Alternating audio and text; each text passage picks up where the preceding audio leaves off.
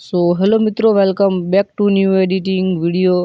તો મિત્રો, થોડા સમય પહેલાં એક સોંગ આવ્યું હતું, હુવાપણી કરવા જ્યાતા ભૂવો મારા। રમેલની અંદર ખૂબ જ સોંગ આ વાગતું હોય છે અને જ્યાં જુઓ ત્યાં આ સોંગ વાગતું હોય છે। તો આનું આપણે પોસ્ટર બનાવતા વિડીયોની અંદર તમને શીખવાડવાના છીએ। તો વિડીયોની અંદર પૂરેપૂરો જોજો અને તમારી કુળદેવીનું નામ કોમેન્ટની અંદર લખવાનું ભૂલતા નહીં। આવા જ આપણે પોસ્ટર એડિટિંગના વિડીયો અપલોડ કરતા રહીશું।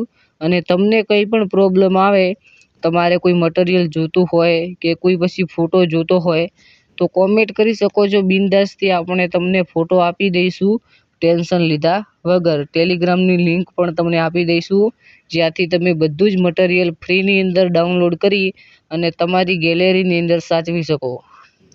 તો આપણે આવી રીતે પહેલાં લઈ લેવાનું છે શેડો, અને પછી અહીંયાથી તમારે લખવાનું છે ગુજરાતી સોંગ પોસ્ટર એડિટિંગ।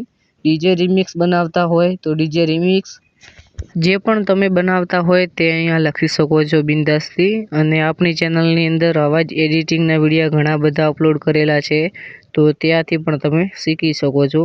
તો આપણે આ ફોન્ટને યુઝ કરવાનો છે અને નીચે આવી રીતે પરફેક્ટ ગોઠવવાનું છે ગુજરાતી પોસ્ટર એડિટિંગનું।